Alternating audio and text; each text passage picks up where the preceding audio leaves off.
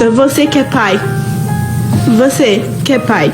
Se você é STF, Alexandre de Moraes, se você é pai, pelo amor de Deus, tenha dó da nossa família. Eu te peço que libere o meu pai, não só o meu, mas de toda a família. Você tem feito sofrer a nossa família. Não tá bom? Fica a minha pergunta pra ti. Agnes. Obrigado. E nós vamos ouvir agora sim, pela última fala, a última fala de hoje. Nós vamos ter já marcado uma nova audiência pública para dia 31 desse mês ainda, e teremos outras. Tomara que não precisa ter ou haver outras audiências, porque temos que resolver isso aí o quanto antes.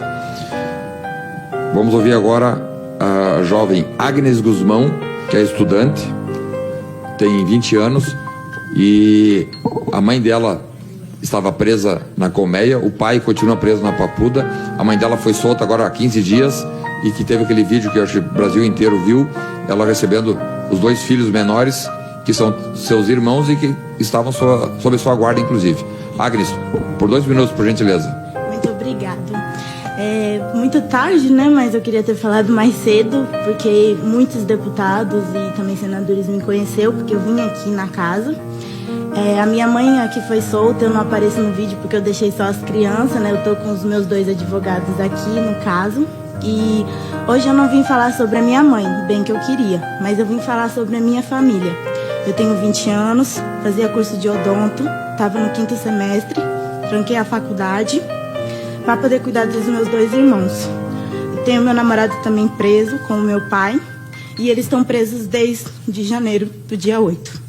O meu pai, toda vez que eu vou lá dentro, ele chora, porque o meu pai foi referência de pai. Meu pai, ele foi um homem que trabalhou, ele pagava a minha faculdade, e eu tive que trancar o curso para isso, porque ele foi preso e eu não consegui manter a faculdade. Quem sabe que o curso de odonto é caro. E aonde eu estava morando com os meus 2 irmãos, inclusive os meus advogados estão aqui à prova de que também eu passei por dificuldade muito grande. A dona da casa pediu a casa nesse período, foi muito atropelador minha vida nesse período, né? E eu cuidando dos meus 2 irmãos, um de 3 e um de 8 anos, que todos os dias eu tinha que dormir e ouvir eles falar: cadê meu pai? Cadê minha mãe? Eles não vêm. E pra mim isso foi muito difícil, porque o dia dos pais está chegando. E passar o dia do meu pai longe do meu pai é muito difícil. E eu acredito que eu vim aqui não só para falar do meu pai, mas para falar de todos os pais que estão lá dentro. Eu venho aqui também dizer que tem pessoas que pai e mãe tá preso também. Não é só o meu caso. Ainda tem 3 lá dentro. A Jaqueline, eu tive o prazer de conhecer ela. É um amor de pessoa. Conheci o marido dela também, que está preso.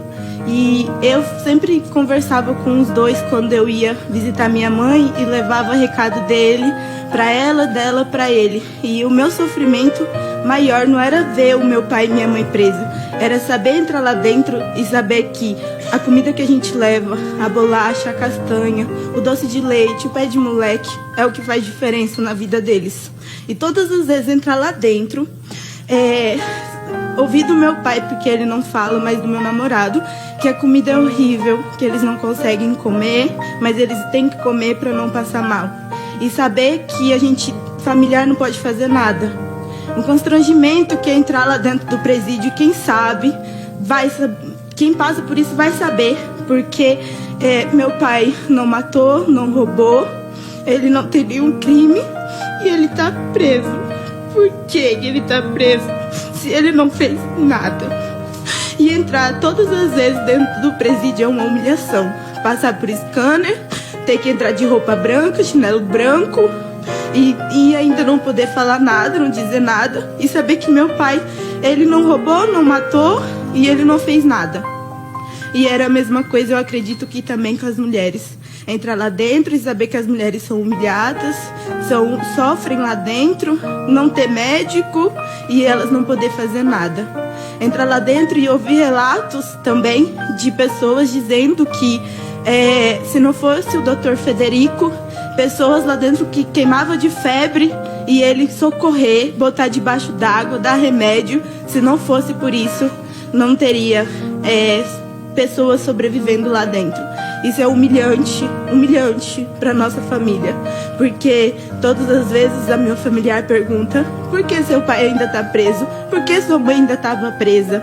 Com 2 filhos menores de idade, eu que tive que largar o meu emprego, minha faculdade para cuidar dos 2, passar cada 15 dias estar aqui em Brasília para visitar eles e sofrer com isso por não saber responder aos meus familiares, às famílias que me perguntam também o porquê que eles ainda estão presos. Então, assim, Dia dos Pais está chegando. E aí, dia 16 eu vou visitar meu pai lá dentro.